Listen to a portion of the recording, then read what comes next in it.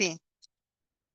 Bueno, hoy vamos a trabajar con uno de los pintores más significativos en todo el curso de la historia del arte, que es Pedro Pablo Rubens o Peter Paul Rubens.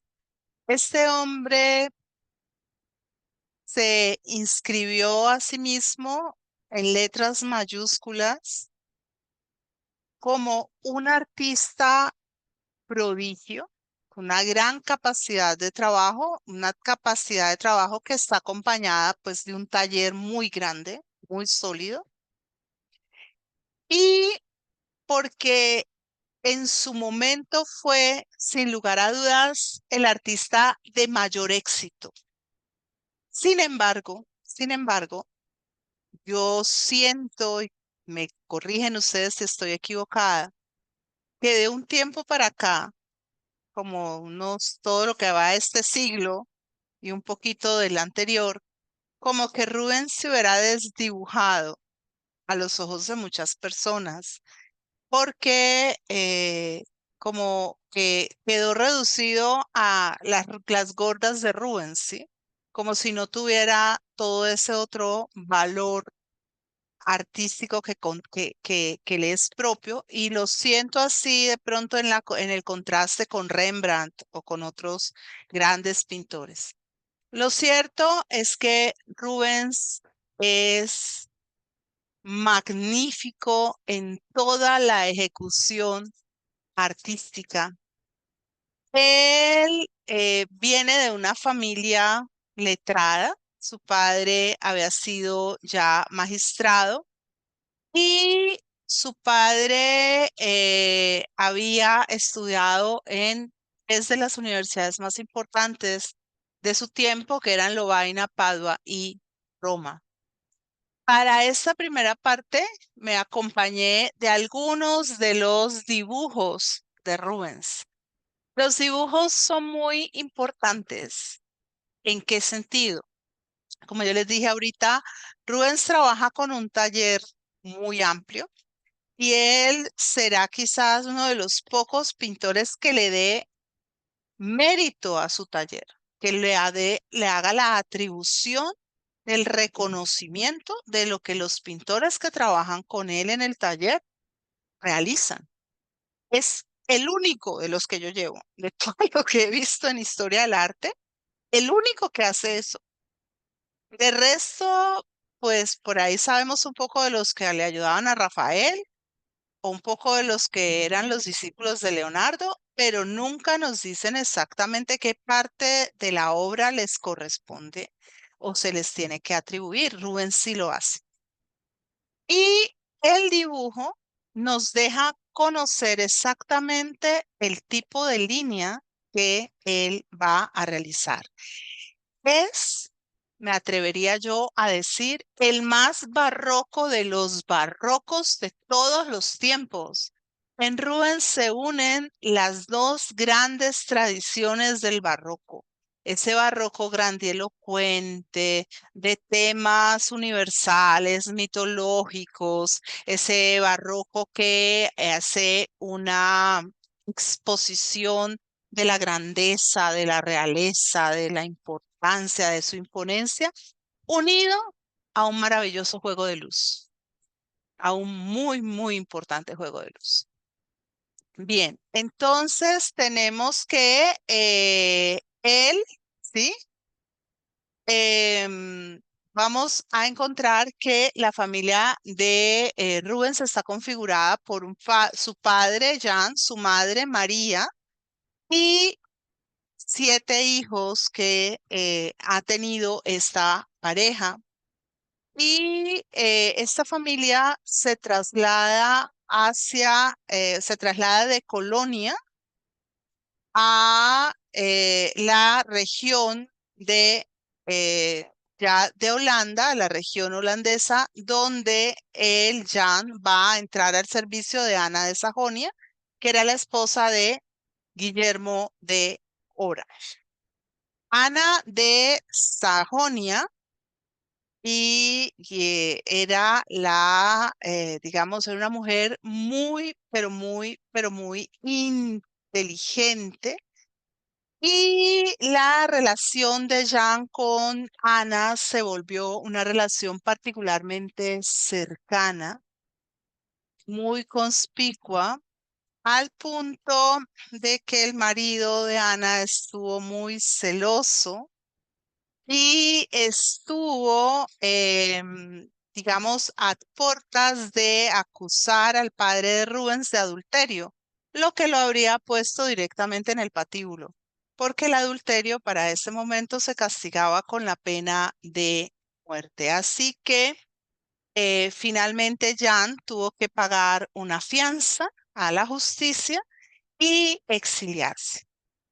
Este exilio fue lo que lo llevó de nuevo a Siegen, cerca de Colonia, donde van a ser Pedro Pablo o Peter Paul el 28 de junio de 1577.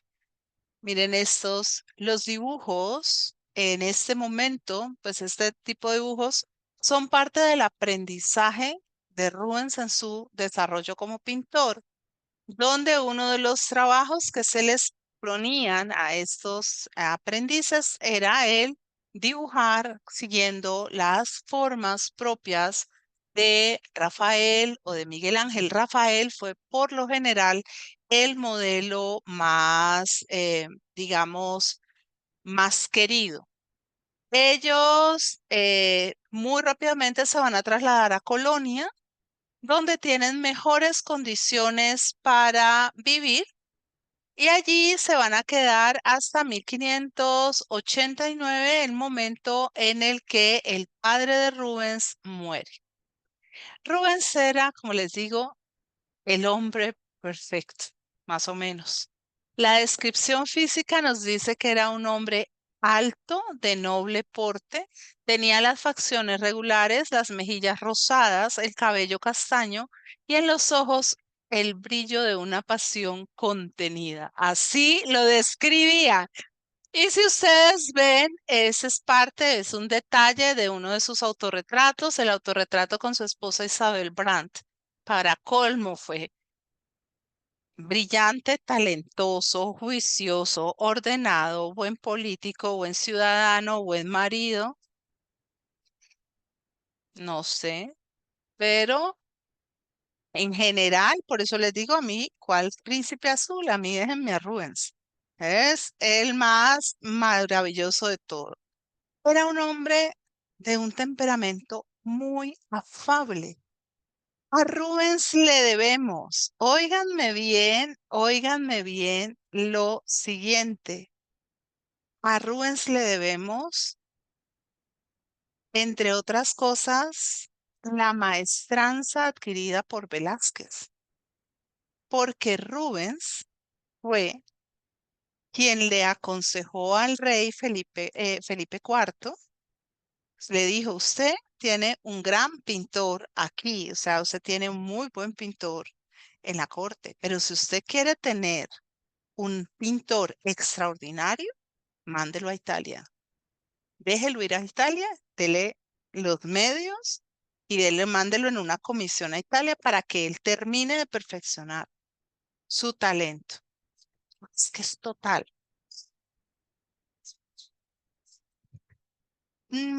Pero todos menos Rubens. Ahora después, más adelante, lo vamos a ver. Es que no me acuerdo en este momento. Creo que es Jean Puig, otro pintor, que es el que hace los retratos de Carlos, ¿son de Carlos segundo o de Jacobo? No, de Carlos primero de Inglaterra. Él, estaban ambos en Amberes y él le dijo, Messie, venga, siéntese, lo invitó. Él le había hecho algunos trabajos para el taller de Rubens y le dijo, mire, y había estudiado algo con Rubens. Le dijo, mire, aquí en Amberes, el taller más grande, más importante, es el mío. Y por talentoso que usted sea, aquí no le van a dar los grandes encargos porque me los van a dar a mí.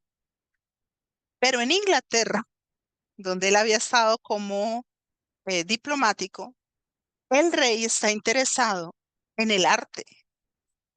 Si usted quiere, yo lo recomiendo con el rey. Le digo que le va a mandar un pintor muy talentoso y usted se va a Inglaterra y usted va a ser el pintor del corte de Inglaterra. El otro le dijo que sí. Sí, es decir, no, no, y el otro hizo una obra bellísima en Inglaterra, que después la vamos a ver porque es una obra bellísima. Pero era,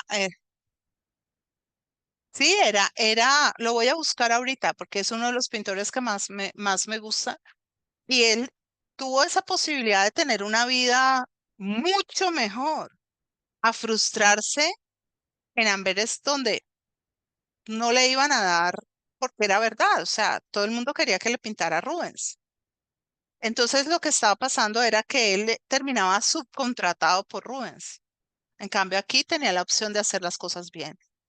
Era un hombre ingenioso, muy ingenioso, o sea, no era un pelmazo, era un hombre divertido, un ingenio vivaz, eh, muy ágil en la política, fue un gran diplomático y un importante diplomático, ayudó a acabar guerras.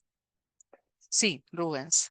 Tenía una manera de hablar muy tranquila, muy juiciosa, un tono de voz muy agradable, era muy elocuente, era sumamente persuasivo. Es que era eso, es que la nobleza no se enamoraba solo de la obra, se enamoraba también del artista, de que era un hombre absolutamente importante en su tiempo y con una función, como les digo, una función diplomática fundamental. Su madre, ¿sí? Y la madre los va a llevar a sus hijos a Amberes y él ya se va para allá porque Colonia está entregada totalmente al calvinismo y ella quiere que sus hijos se mantengan dentro de la tradición católica, porque ninguno se había vuelto calvinista. Entonces se van a Amberes y allí el abuelo de Rubens había hecho un desarrollo económico importante como farmacéutica. Miren la belleza. Es que esos son Rubens, sí. Son dibujos de Rubens y me encantan los dibujos porque, como les digo, como en la obra él no hace todo, porque llega un momento, las primeras obras sí, pero ya las últimas obras, ese es un taller al que le caen encargos y encargos inmensos. O sea, Rubens es el pintor de la corte española, Rubens es el pintor de la nobleza italiana, Rubens es el pintor de la corte, es también pintor, les dije, de la española, de la italiana, de la francesa y pinta para la parte cristiana, católica de los Países Bajos, ¿no? Ya para este momento él había empezado a estudiar en Colonia con los jesuitas y sigue en Amberes trabajando con los jesuitas. ¿Qué tal? La belleza. Y hay algo que es muy importante. Viendo estos dibujos de Rubens, uno ve la influencia que un pintor como Rubens va a tener después en Rembrandt también. O sea, hay sutiles formas, porque es que no hay, digamos, para el barroco, un pintor que pueda constituirse de una manera tan completa. Él va a empezar a estudiar, va a relacionarse con todo lo que es la cultura clásica griega y latina. Y eso es un punto fundamental o capital en su obra, porque una de las cosas que hacen a Rubens particularmente eh, seductor es que Rubens pinta ninfas, diosas, dioses, relatos mitológicos con una gran agilidad, con una gran habilidad, y con una gran capacidad interpretativa. Sigue estudiando pintura, pero realmente no se demora mucho tiempo en su formación.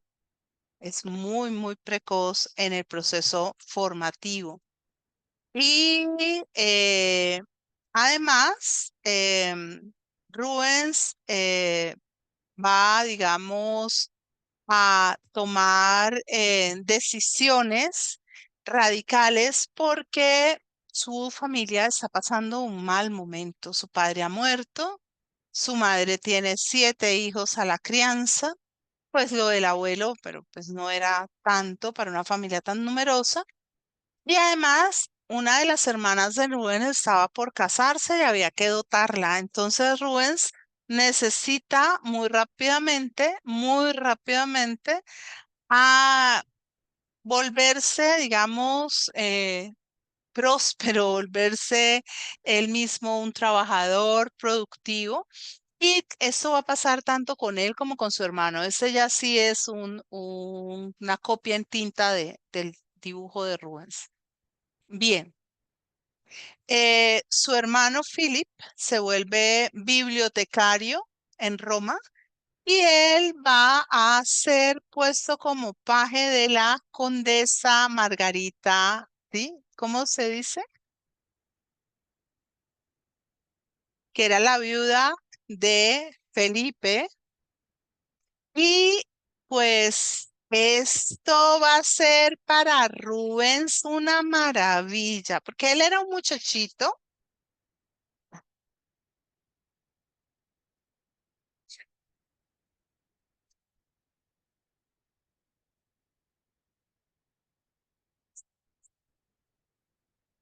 Miren ustedes en este dibujo las manos, ¿no? Eh, sí, esas manos que ya cuando uno ve, por ejemplo, en elaboraciones como las que hace Miguel Ángel, que son unas manos grandes, fuertes, nervudas, pero aquí en el barroco se incrementa esa fuerza, se vuelve mucho más dramático. Exactamente, las nervaduras se sobrepasan al punto de la realidad.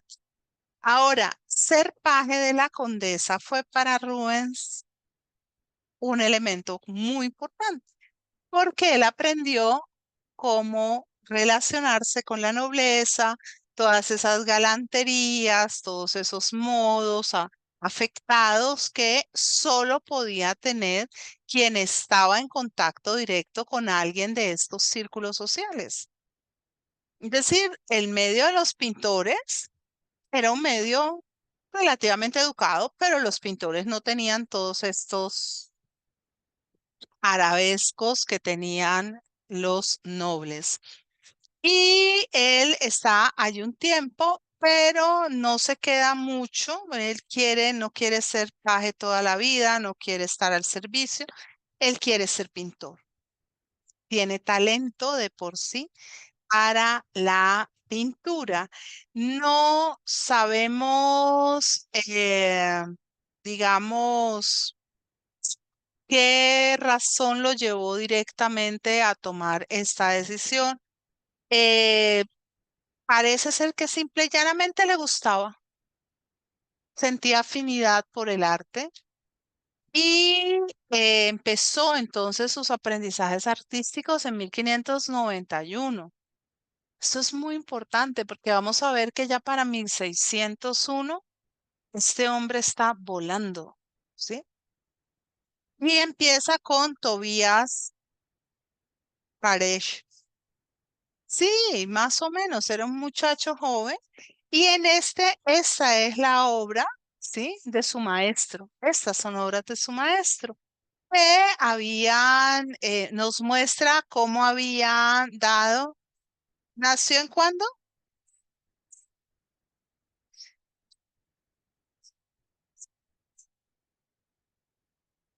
Devolvámonos, eso es tan fácil, lo podemos hacer en un momentico. Él nació el 28 de junio de 1577. Y aquí, sí, 1591, era un muchachito. Y aquí ese es el cuadro de su maestro. que nos muestra varias cosas interesantes que tienen que ver con la pintura flamenca. En primer lugar, en todo lo que a los flamencos en general les gusta mucho el paisaje. El paisaje tiene una marcada relevancia y muchos de estos paisajes están en connivencia con los relatos bíblicos. Podemos ver que han trascendido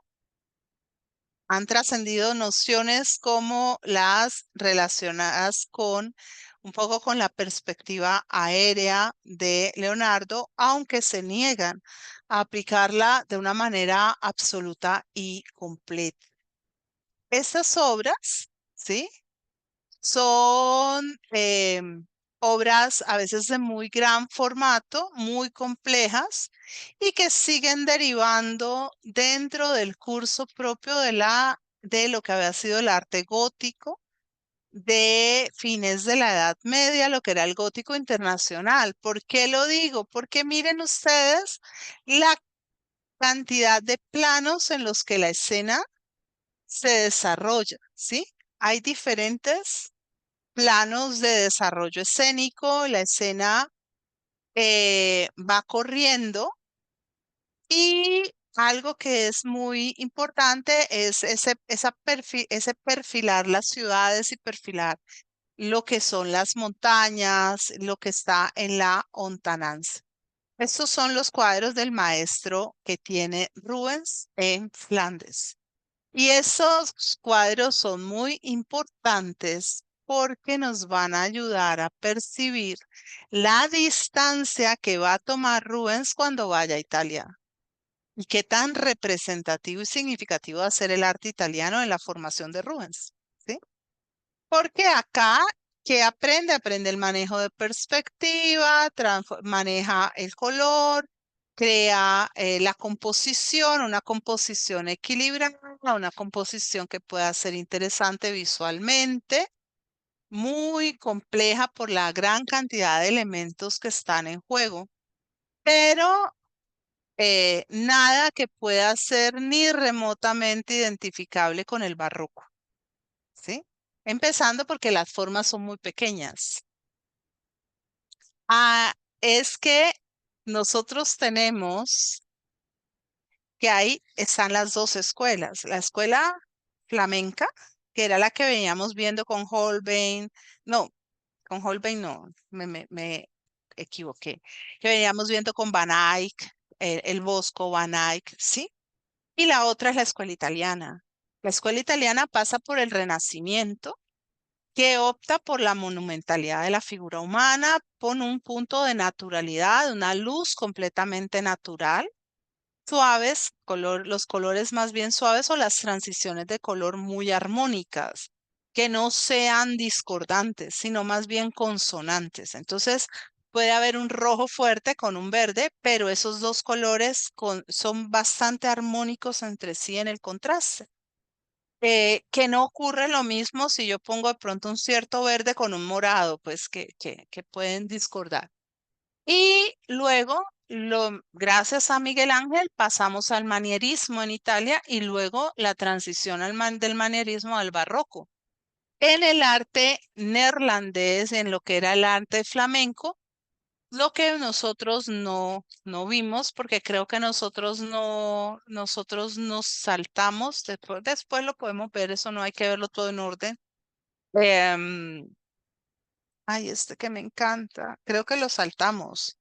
Ustedes me dirán, se me acabó de ir, me acuerdo que es el viejo, me encanta cuando.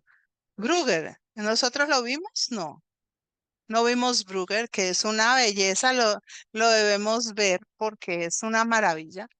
Y es este tipo, este formato, o sea, obras con muchos elementos.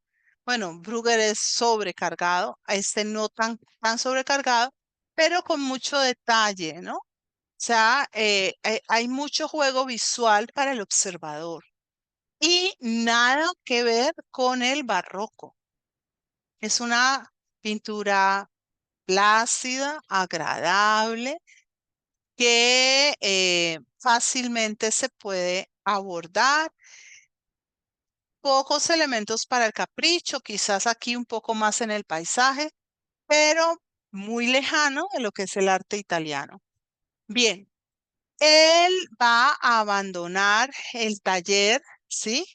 De Baresh y va a quedarse, digamos, donde se queda solamente un año y se pasa al taller de Adam van Noort, quien estaba connotado como uno de los pintores más hábiles en hacer figura humana. Este es, ¿sí? Este es uno de los libros donde se plantea o se proyecta la obra de Van Noort. Y esta ya es la obra de Van Noort que nosotros podemos ver está más en conexión con el barroco italiano, ¿sí?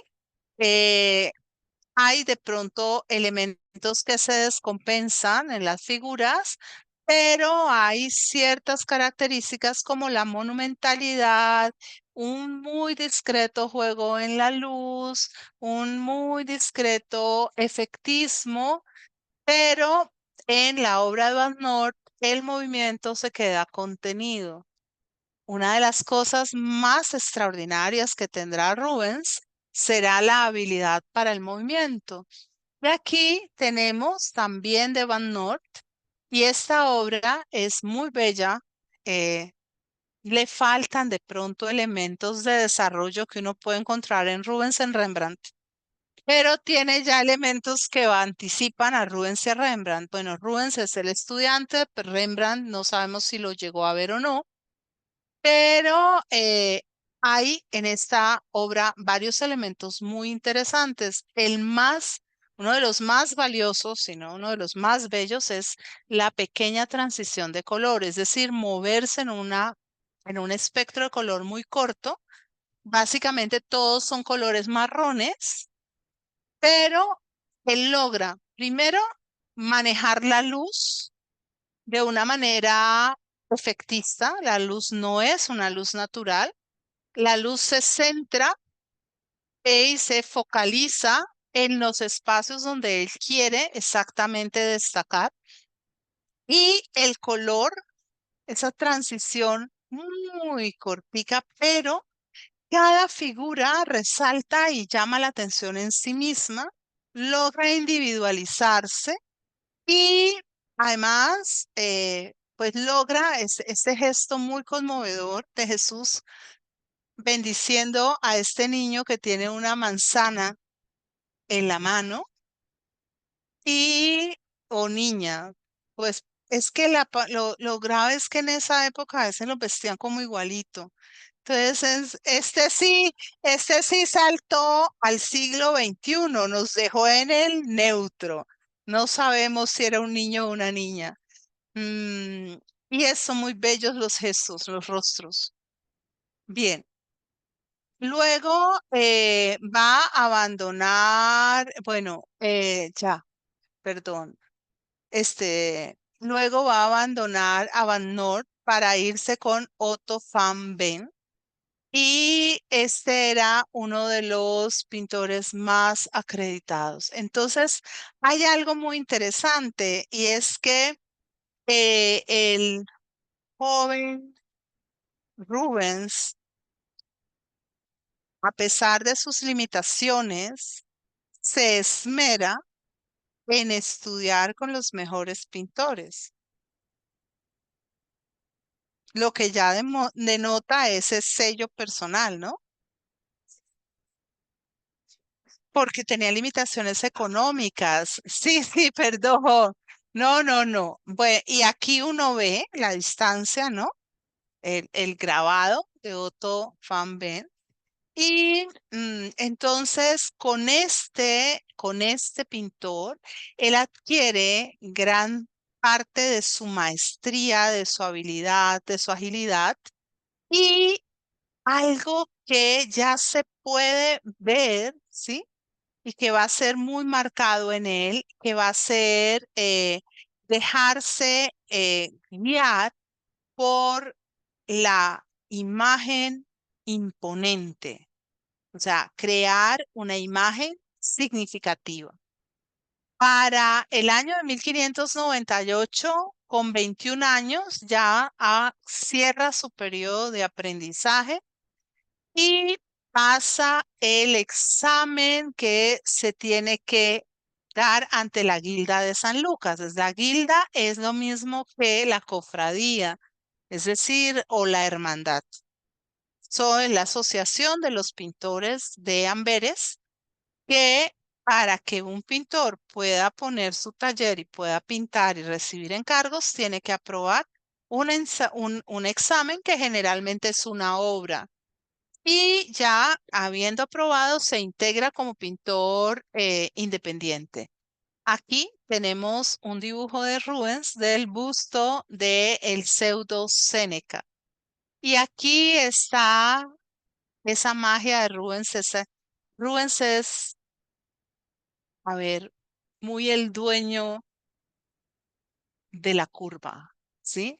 Miren ustedes, sí, él deja fluir la línea. Tiene una línea preciosa. Sí, tiene una línea muy, muy, muy importante, muy imponente. Bien, y mírenlo aquí.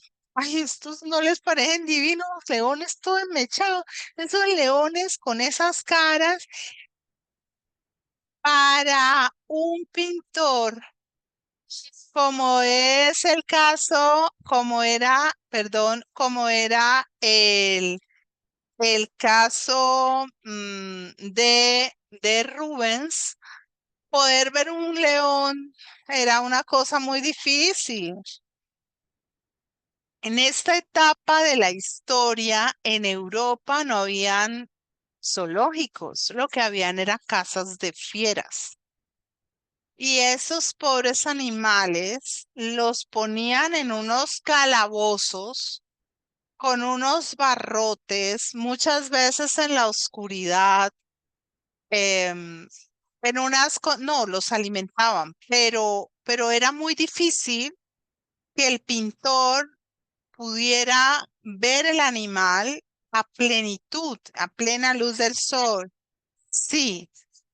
em, y además, este dibujo me sirve mucho para decir algo que me parece importante. Además, hay un pulso, una fuerza, ¿no? Digamos, un pulso de fuerzas entre la imagen real y la imagen significativa. Y el león es uno de los animales más importantes en toda la heráldica y en todo lo emblemático.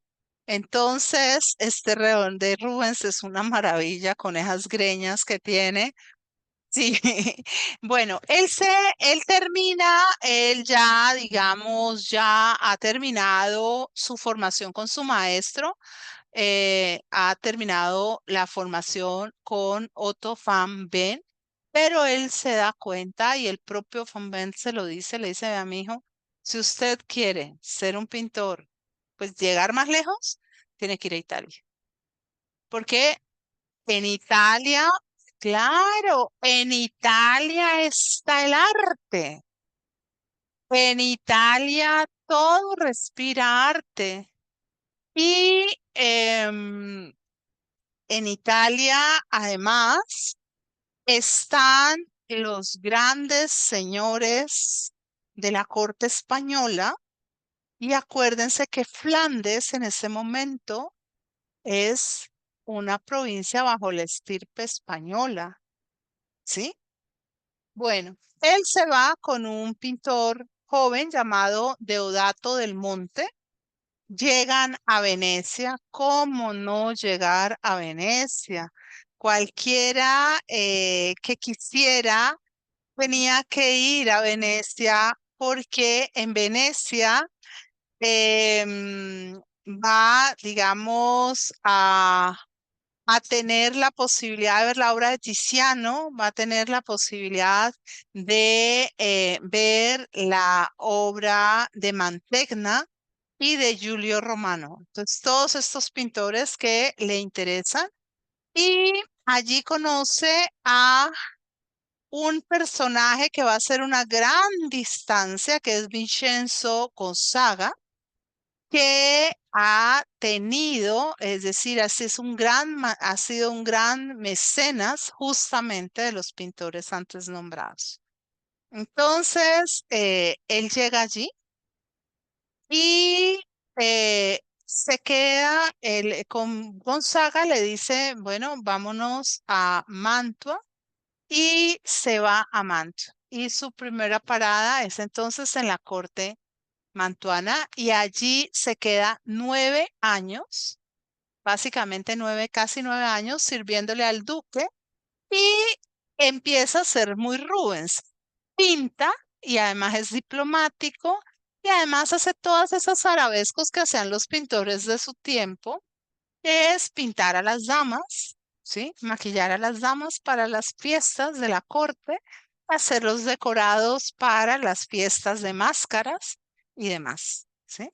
Todas esas cosas que hacen la vida muy importante.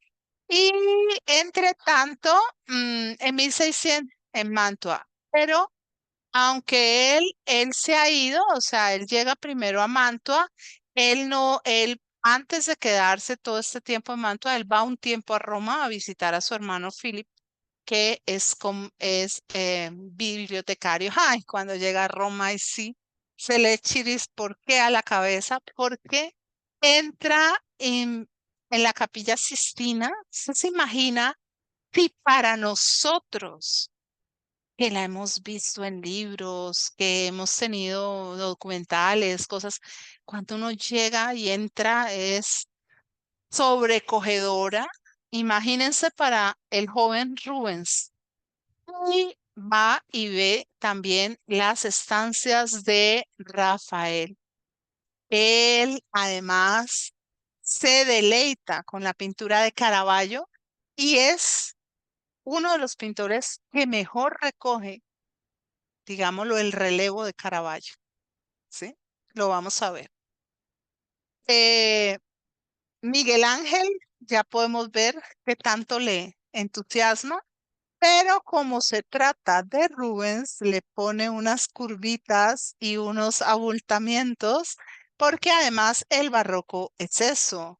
El barroco, yo me lo imagino como, bueno, es que estoy pensando en un caballo, pero estoy pensando en un caballo pintado por Velázquez, en un caballo con unas crines largas, hermosas, corriendo a toda velocidad. O sea, es algo muy bello, pero es algo imponente, ¿sí?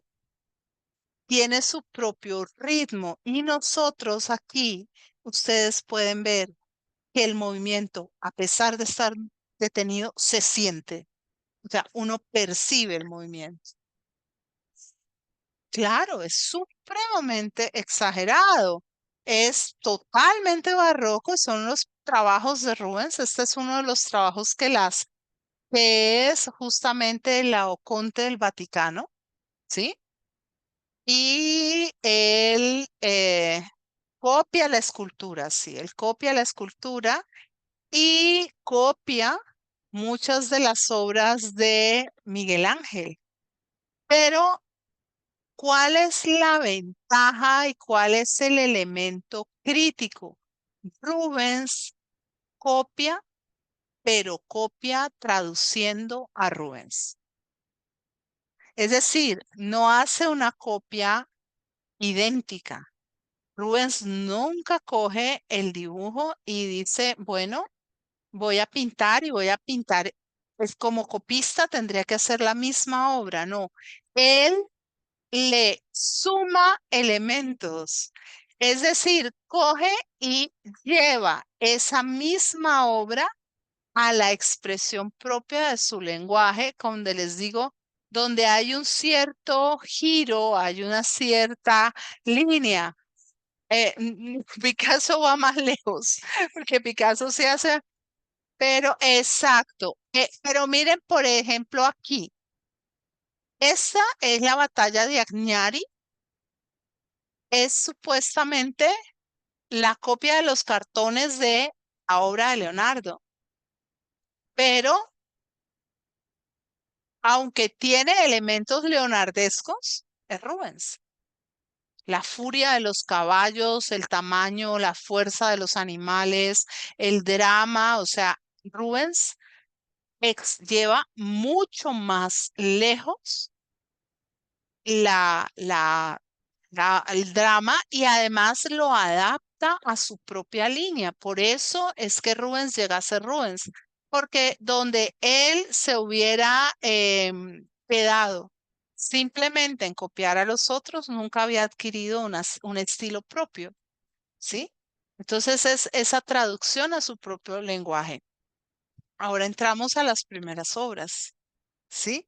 Esas primeras obras nos llevan definitivamente a pensar en una obra completamente ejecutada por él. Es demasiado pobre, es demasiado joven, como para tener los ayudantes que va a tener más adelante, ¿sí? Aún si tuviera alguien para ayudarle, ese alguien estaría para preparar la tabla, para preparar, en ese caso, el cuero para preparar los colores. Miren el cuidadoso trabajo que hace, que ha cogido, por ejemplo, de Caravaggio. Miren los dedos, las uñas, ¿sí ven? Es una mano muy caravallesca, o sea, muy sucia, muy falta de esa limpieza. Y pues es una obra fantástica, la sedosidad del cabello, el fondo muy oscuro para lograr ese que se mezcle la camisa con el fondo y el manejo de la luz. Es un manejo de la luz muy particular, ¿no? Ahora el juicio de París. El juicio de París es una obra que Rubens va a realizar muchas veces. Es quizás de las obras que más va a trabajar. Y luego más adelante, cuando veamos las otras, de pronto comparamos con estas primeras visiones. Aquí nos podemos dar cuenta todavía cómo estoy cerquita a Miguel Ángel, ¿sí?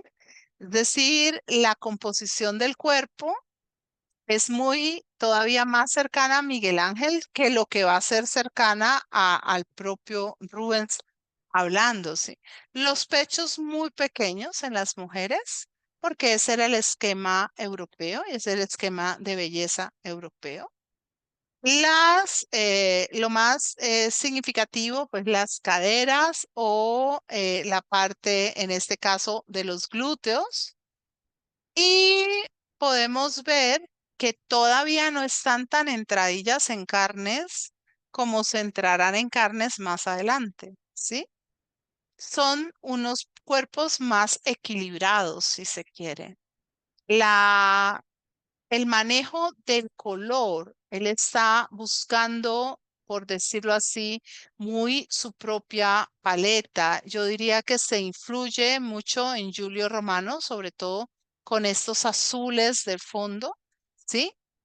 Pero ya logra una composición bastante significativa e interesante y es Rubens quizás uno de los pintores que vuelven a poner la temática propia de la mitología sobre el tapete después de que lo ha hecho Tiziano.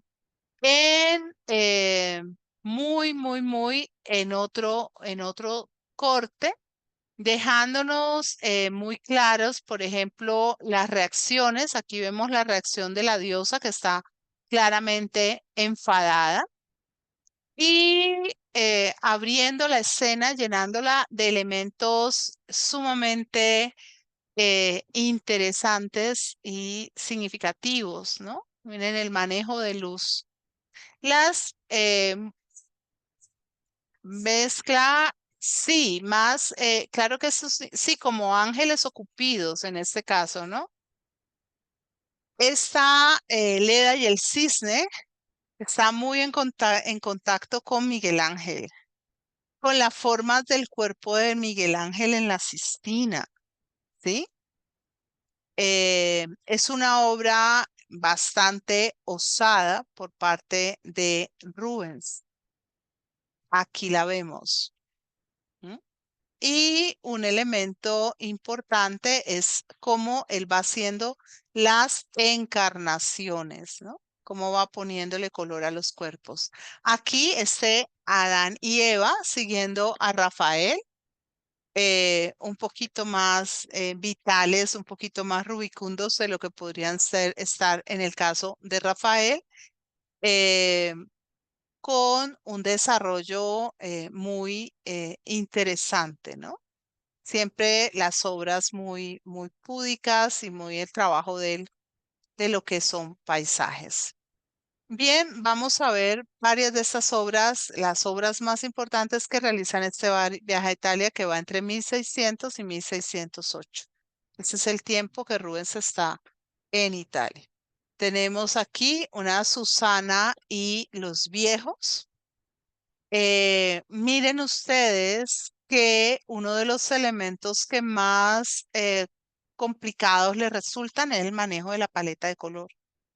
Hay momentos en que la paleta de color es bastante complicada, sobre todo está como muy enrojecida, muy sonrojada esta Susana. Y la mano de uno de los viejos también muy roja. Lo otro, los los cachetes y miren el cuerpo, ¿no? El cuerpo, como les digo, es muy marcado por Miguel Ángel. Este, en cambio, este es un cuadro maravilloso, este autorretrato con sus amigos de Mantua. Y como ustedes ven, pues parece ser que aquello de ser bien parecido no era un eufemismo. Rubens era un hombre bastante, bastante agraciado, muy bello. Y está, sí, el que nos está mirando. Muy, digamos, trabajando, muy descubriendo los secretos de la luz. Aquí Heráclito y Demócrito, que son también los dos filósofos que pinta, eh, creo que los pinta también Miguel Ángel, los pintará después también Velázquez, ¿sí? Y los pone con el globo terráqueo. Era un tema que gustaba mucho en este momento. Ahí aquí empezamos el retrato de una joven. Todavía ese de las mejillas muy sonrosadas era uno de los atributos de la belleza. Seguramente a las damas mismas les gustaba, ya se pellizcaban, ¿no? Para tener, pero es muy bello. Es un retrato muy bello. Ah, todavía nos echamos colores. Bien, a Rubens se le van a dar varios encargos para la iglesia de Santa Croce en Roma, ¿sí?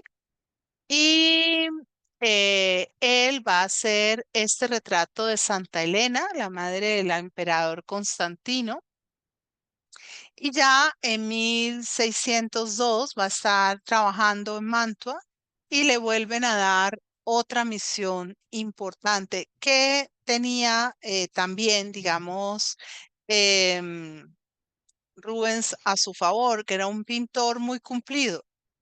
Se le encargaba a Rubens y Rubens le decía, se lo entregó el sábado por la tarde, el sábado por la tarde se lo entregaba. Porque no siempre eso era fácil. Y era muy hábil para interpretar la calidad de los encargos, ¿no? Esta es una copia de Miguel Ángel, de un rostro de Miguel Ángel. Y resulta que le van a encargar el duque de Mantua, quería que le dieran el cargo de almirante de la flota española. Entonces, encarga a Rubens. En este interludio, Rubens va a hacer un retrato del duque de Lerma. El duque de Lerma en ese momento era el segundo al mando, por no decir el rey en funciones de España. El rey de España era Felipe III, pero el duque de Lerma era el que mandaba, a decir verdad. Este retrato ecuestre de Rubens va a servir de base a los retratos ecuestres que después hace Velázquez. ¿Sí? Es formalmente digamos, el principio, el caballo está muy bien logrado. Rubens es muy ágil en la composición de la obra. Es un gran compositor, ¿sí? Encuadra el tema, le da volumen, juega con la simbología. Por un lado, a un lado vemos un árbol muy frondoso, verde, con frutos, ¿sí? Con varios frutos. Y por el otro, el caballo que tiene básicamente la rienda suelta, pero se siente que va muy tranquilo, sin encabritarse. Lleva el duque en la mano el bastón de mando, ¿sí? Con autoridad, mira con amabilidad, el cielo en torno a él está completamente despejado. Se ve que va hacia donde hay nubes negras y en la parte de atrás están los ejércitos en movimiento. Toda una exaltación a las dotes del duque como líder militar, como gobernante, como persona que hace un buen servicio al rey. Este retratico le valió a Rubens las puertas abiertas de la Casa Real Española. Se volvió muy querido y muy bien recibido en Madrid, más adelante, ¿no? Ahorita no. Aquí, esta obra tiene un influjo muy marcado de Julio Romano. A Julio Romano le había dado por hacer estas deposiciones o este Jesús puesto en el sepulcro y a muchos les parecía una obra interesante, pero Rubens lo trae ya al lenguaje barroco y lo podemos ver en la afectación de los personajes, en el dramatismo que está por medio. Sigue la corona de espinas y la pintura de mármoles, ¿no? Que era algo que también hacía Tiziano, pero que se había vuelto, digamos, algo muy bien visto dentro del espacio italiano. Y como ustedes pueden ver, el pintor pinta parte del marco, ¿sí? Bien, ahora la circuncisión de Jesús. Esa circuncisión de Jesús tiene un aire marcado a Caravaggio. O sea, todavía Rubens está buscando a Rubens. Ya también lo hace en su propio lenguaje, pero hay una mayor delicadeza en las figuras, hay igualmente mucha afectación y es muy importante el manejo que se da de la luz. Igual ocurre aquí, ¿sí? En Giovanni Carlo Doria a caballo. Este es otro de los grandes señores italianos. A diferencia del Duque de Lerma, que aparece a la carga, el caballo con las dos patas levantadas, él sumamente tranquilo. eh, Giovanni Carlo Doria es un caballero al servicio de la corte española, lo sabemos por la Cruz de Santiago que tiene en el peto de la armadura, ¿sí? Viene con sombrero y ha recibido uno de los mandos, creo que es el mando de Nápoles, o trabaja, no, trabaja con Spínola, que va a estar en Flandes, y el perro en la parte de abajo para señalar la fidelidad. Aquí los santos mártires y encontramos que él se queda en Mantua, vuelve en 1605 a Roma y ahí trabaja para la escuela, la iglesia de San Felipe Neri. Hace varias pinturas y entre ellas una de las, después en Mantua, digamos, antes de esto en Mantua, esta me quedó después. Antes de esto en Mantua hace la decoración de la iglesia de la Trinidad de Mantua, una obra de gran formato, 384 por 481, y es una obra que ya es propiamente Rubens en Rubens, ¿sí? Y aquí vemos esta partida en dos planos. En la parte alta, los ángeles muestran un gobelino en el que está la Santísima Trinidad, Padre, Hijo, Espíritu Santo, respaldado por ángeles. Y en la parte de abajo, la familia ducal mantuana, ¿sí? Observando, observando este acontecimiento, pues milagroso. Ahí lo vemos. Que es interesante y es algo que quiero que vayan observando, el manejo de color, porque este manejo de color probablemente a uno no le suene tanto a Rubens. A Rubens le va a sonar unos colores mucho más armónicos, a veces mucho más vivos o mejores contrastes, pero eso será cuando Rubens sea Rubens y compañía, ¿sí? O sea, no es lo más fuerte en Rubens el color. Inicialmente no, pero la línea sí. Y la composición. Y este dramatismo en la composición. El del mito de Faetón cuenta que Faetón era sumamente cercano, creo que es Apolo. Y Apolo, Faetón le pide, le suplica, le habla, le dice que le ayude, que él quiere manejar el carro del sol. Y Helios le dice, no, no es bueno, no, él no puede manejar esos caballos, pero tanto insiste Faetón que le conceden la gracia y genera semejante desgracia.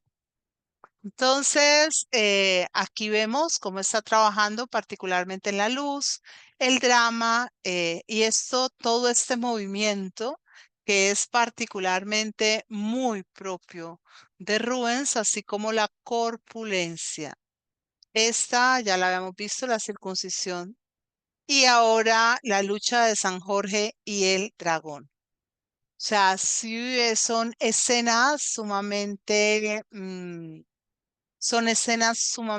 agitadas, son escenas muy significativas en toda su formulación, profundamente dramáticas, vívidas en la narración.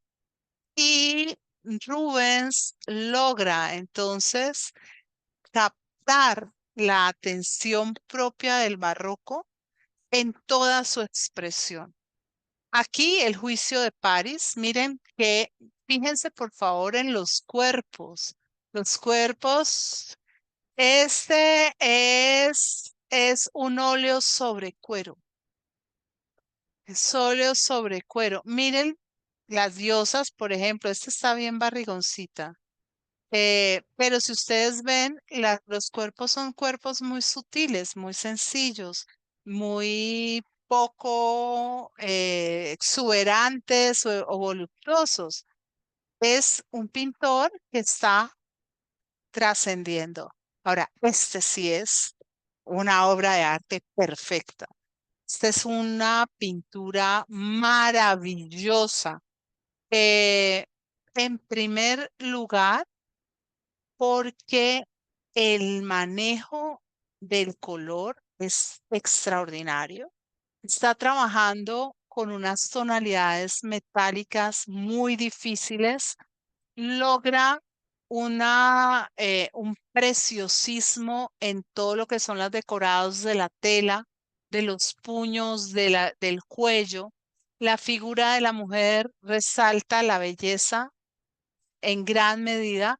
El rojo le da vida, le da mucha fuerza y el contraste con el espacio. Este es el boceto, ¿sí? Es el boceto que él hizo originalmente para la obra y ya después se dio a la elaboración. Un trabajo maravilloso. Fíjense que los cachetes siguen siendo muy rojos, pero cuando yo lo pongo acá, a cierta distancia, se disminuye. El tocado es una belleza. La tela es un espectáculo. Y a este retrato, que a mí me parece que es de los retratos de mujer más bellos de toda la historia del arte, le sigue este otro, ¿sí? Que es otra versión y de la misma modelo. La primera es más favorecedor a todas vistas, pero en este vemos que a la marquesa le gustaban las telas, las cederías, ¿no? Sí, es un trabajo muy bello. Mira ese cuello. ¿Cómo? Eh, yo realmente los óleos sobre cuero se los he encontrado fundamentalmente a Rembrandt. Creo que debieron existir desde mucho antes como un soporte. Sobre todo, te voy a averiguar más, pero creo que es desde hace mucho tiempo. A veces eran cuadros portables, es decir, a veces tú querías la pintura porque el cuello lo enrollo, ¿no? Me imagino, y lo llevo conmigo. Ay, miren ese cuello.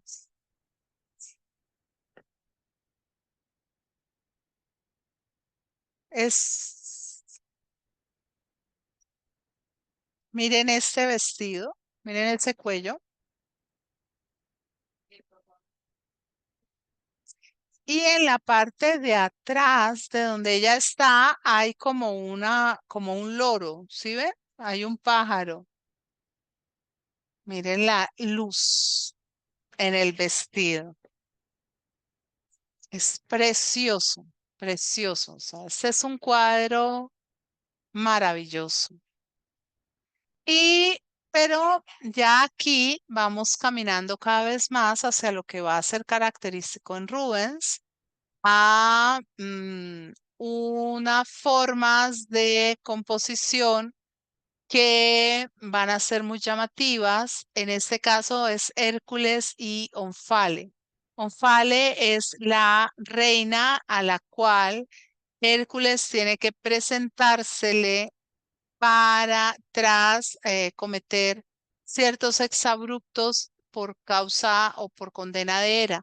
Al principio ella lo trata muy mal, bueno, se burla de él, le quita la piel del león de Nemea, ¿sí? Y lo hace usar vestidos femeninos hasta que después se enamora de él.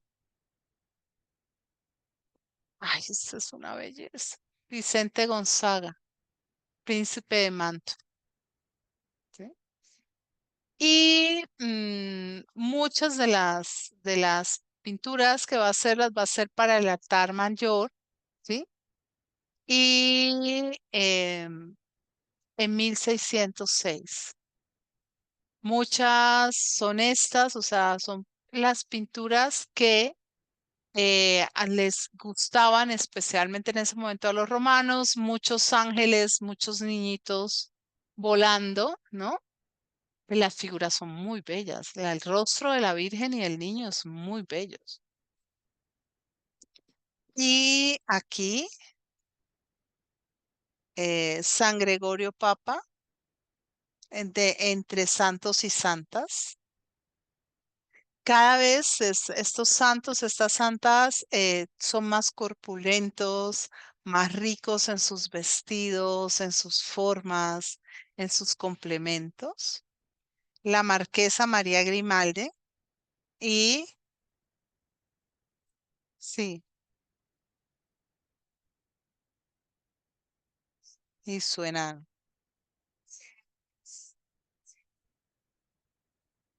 Seguramente, seguramente. La belleza de las ropas, de todo. El perrito, todo, todo, todo. Y el dramatismo, porque ya no es la estaticidad de la marquesa y el enano aparte, sino que él entra dramáticamente sobre la escena. Y aquí sí,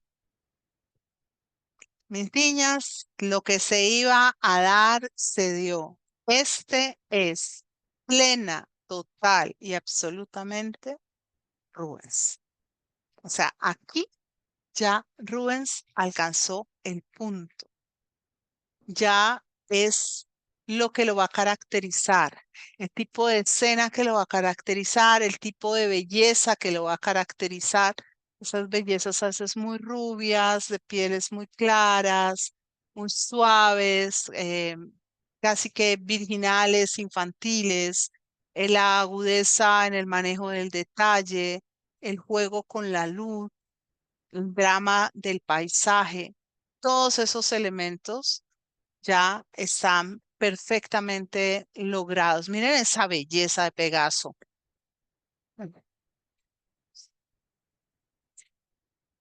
Es un cuadro maravilloso. Es absolutamente bello. El centro, porque es el héroe. La luz en la armadura. Es una belleza.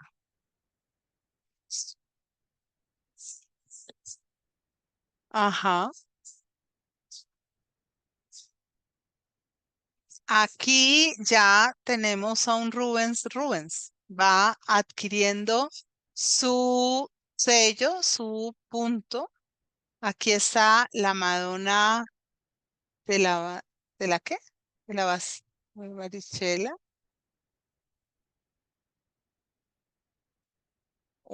puros coros angélicos, que era algo que la gente quería ver. La gente quería ver los diferentes tipos de ángeles, ángeles, arcángeles, querubines y tronos. Y aquí seres y dos ninfas. Lo que les digo, ya es la belleza de Rubens. La belleza muy, sí. Aquí, ¿sí? Óleo sobre lienzo. Y ya estamos cada vez más dentro del carácter de lo que es la voz propia del pintor. Y aquí llegamos a uno de los encargos más significativos de Rubens. Yo diría que esta es una obra de una plenitud absoluta. Es la adoración de los Reyes Magos, solo faltamos nosotros, pero hay de todo. La imagen de la Virgen y San José es preciosa, el niño sí muy pequeñito, recibiendo aquí el oro del Rey Mago, pero hay de todo. En esta imagen ya se la voy a mostrar. Esta es la imagen completa. Este es el cuadro completo. Aquí están los camellos. Aquí está Rubens, de caballos. Mi amor, aquí con unas caras de malvados. eh, Allí parecen dragones, es que no lo logro. Allí.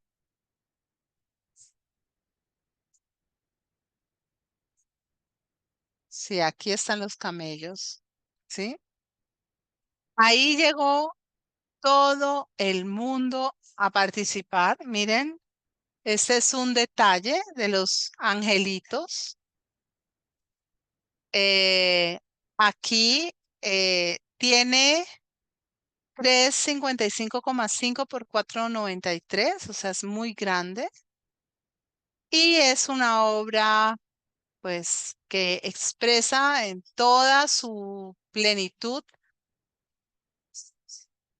San José está acá, acá. Yo creo que no, San José es este. San José, la Virgen, el Niño, uno de los Reyes Magos. Uno, dos y tres. Sí, incienso. oro y mirra. Ahí están. Y pues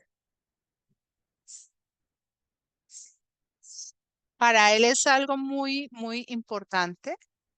Eh, uno podemos, si nosotros trazamos la diagonal así, ¿sí? Llega al centro, que es el niño. Aquí está un camello, aquí el otro y aquí el otro.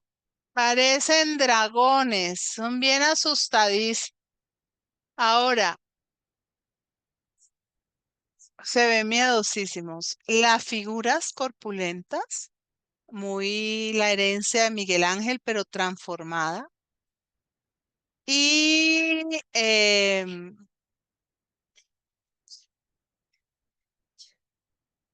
muy a lo Caravaggio, muy los elementos que él retoma de lo que ha hecho Caravaggio. Y miren, ahora miren acá, este negrito,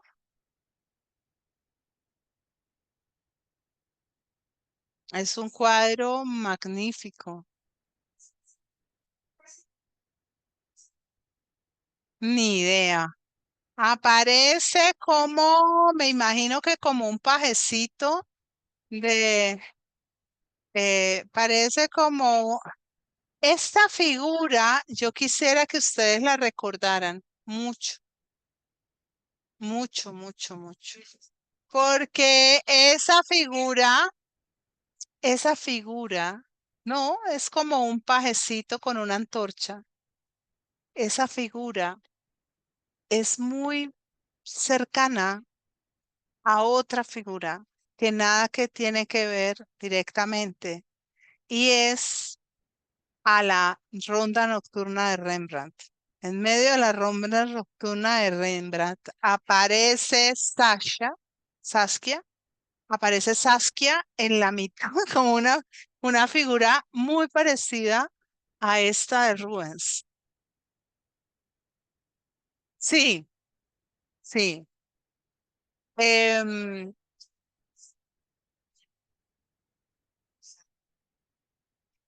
Sí, hay unas mezclas que hace porque pone algunos vestidos como renacentistas o barrocos, él mismo, otros están como en el juego de la antigüedad y esta figurita, a saber quién era, no podemos saber si era la hijita de alguno de los duques o de alguno, no, no, no, no, no sabemos. Lo único que sabemos es que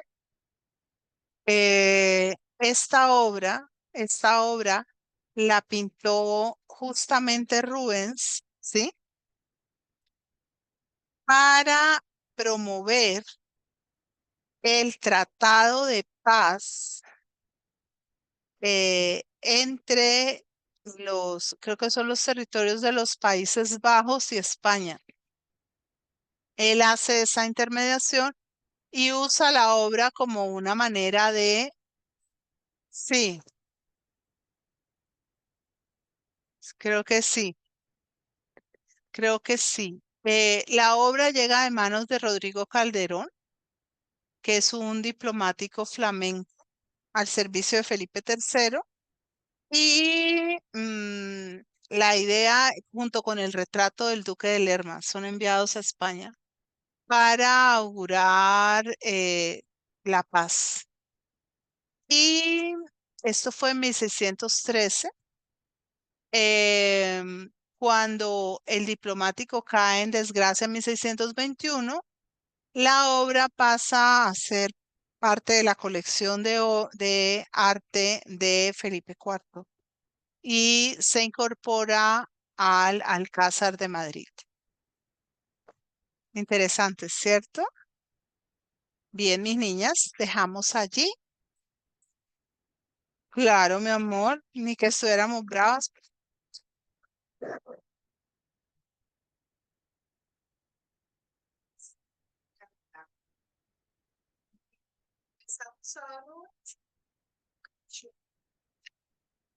Esa es una belleza, es bellísimo. Y no sé si después de Rubens vemos. No, mi amor, Rubens es largo. Rubens es de los.